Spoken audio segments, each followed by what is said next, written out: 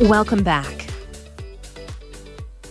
In this last week, there has been an immense reaction from the public to the discovery and the announcement of said discovery of the remains of 215 Indigenous children in unmarked burial sites on the grounds of a former residential school in Kamloops. And we've had a number of discussions in this last week, for which I am very grateful for folks who took time and shared their experiences and just talked about the grieving process that is happening right now for Indigenous communities, but also highlighting the real continued need for action amongst settler Canadians, to use that term, folks who are non-Indigenous, but who absolutely benefit from the systems that are in place that go all the way back to those colonial roots, which continue today. These are just facts. And I think it's been very positive to see what I don't want to overstate it, but it feels like this more so galvanization of people deciding to really invest in understanding what took place with residential schools. A lot of Indigenous individuals have said this news about Kamloops, while horrific and another tragedy to add to an overwhelming list of tragedies, should not have shocked anyone, because people have been trying to tell the truth about what has taken place in Canada for generations. But their stories have been stifled. They have not been believed. And now we're at this point where it's a reckoning time.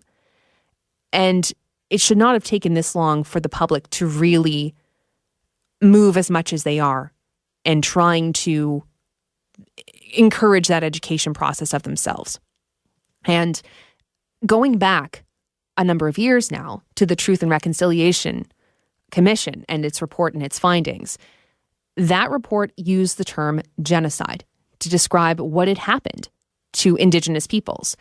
And in general, there was, I remember, a big pushback to that term from general members of the public. There was a lot of confusion. There was anger over that word. And, different levels of government haven't wanted to use that terminology. And even in the media, it's not a word that we necessarily hear a lot when we talk about Indigenous issues. But as we're going to discuss, it absolutely is the type of behavior that has taken place. And the Prime Minister in the past did say, I believe, when the Truth and Reconciliation Commission released its report, he did acknowledge that word, genocide. But then he said, we have to focus on the actions to fix this situation, not on words. He accepted the Prime Minister accepted the inquiry's finding that what happened historically has amounted to genocide, but then very quickly tried to pivot and move forward, which is not great, right? Not great. Joining me on the line now to have further discussion about this issue is Fareed Khan, founder of Canadians United Against Hate. And Fareed has written about this issue. And thank you so much for your time today, Fareed. I really appreciate you coming on the show. Thank you for discussing this very tragic and disturbing event that's happened and all the issues that surround it. Well, it's a privilege to be in the position to do that, and I'm glad that we are having conversations. And like I said, I'm grateful for anyone who has taken time and held space for these conversations, because they're important to have. And I'm glad that we're talking about the use of the word genocide here, because it's a word that makes people, I think, feel squeamish. But we have to sit in that discomfort and truly understand what it means. I'm glad you touched on that during your opening remarks. Yes, we do. And let me start by telling your listeners what genocide is.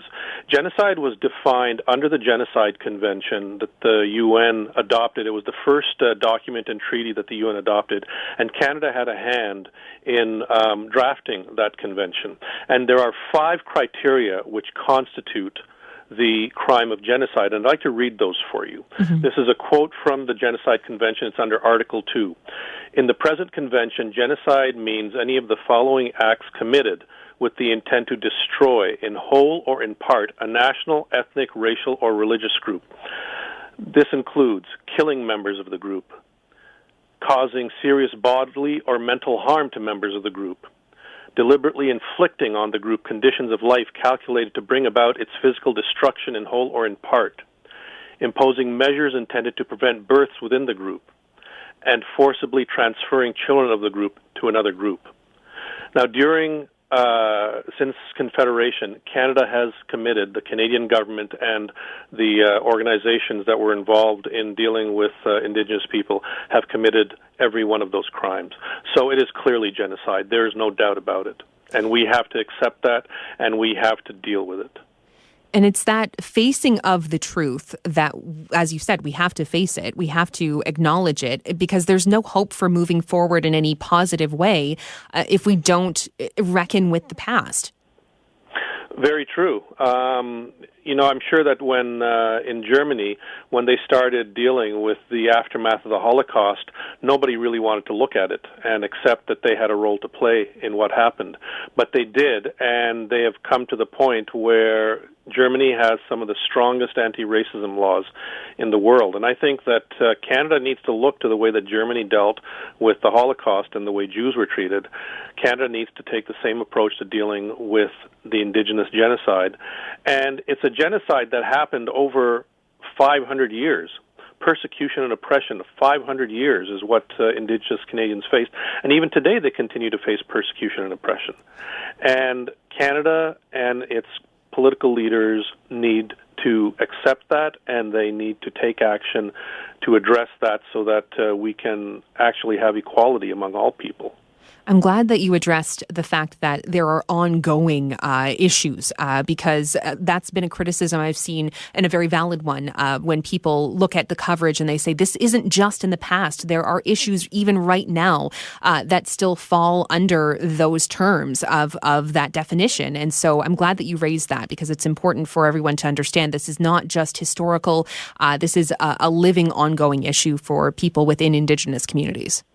It is, and they continue to deal with the generational trauma of Indigenous schools and the way Indigenous people have been treated.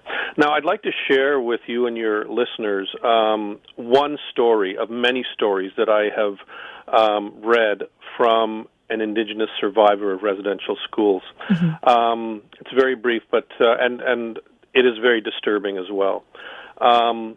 So it starts. At residential school, we all received numbers. I was known as number 702, but my name is Safenia. It's an Ojibwe name that means on my way. I'm now 73 years old. I was at Indian residential school from age 11 to 15. I had to work in the infirmary where there were many sick and hungry children. I'd steal food like peanut butter and bread to feed them. A lot of kids died there. I had to handle the dead children, wrapping them to be buried. Once I got caught speaking my native language. I wasn't aware my language was different. My punishment was to have 4 fingernails pulled out.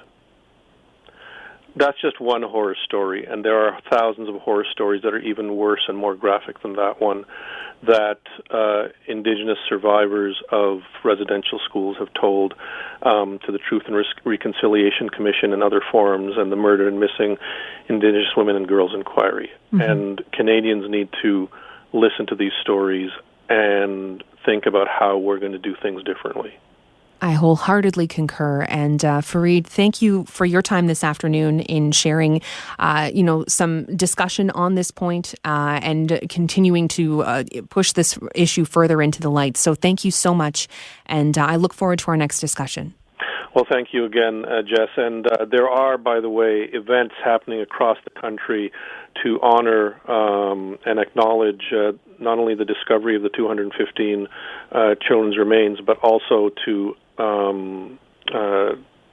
try and show solidarity with Indigenous Canadians. I'm actually participating in one in Ottawa tomorrow at 7 o'clock at the Human Rights Monument. Your listeners can check to see if there are similar events happening in their area. Absolutely. Thank you so much again, and all the best. Take good care, okay? Thank you. Bye-bye. Bye. That's Fareed Khan, founder of Canadians United Against Hate.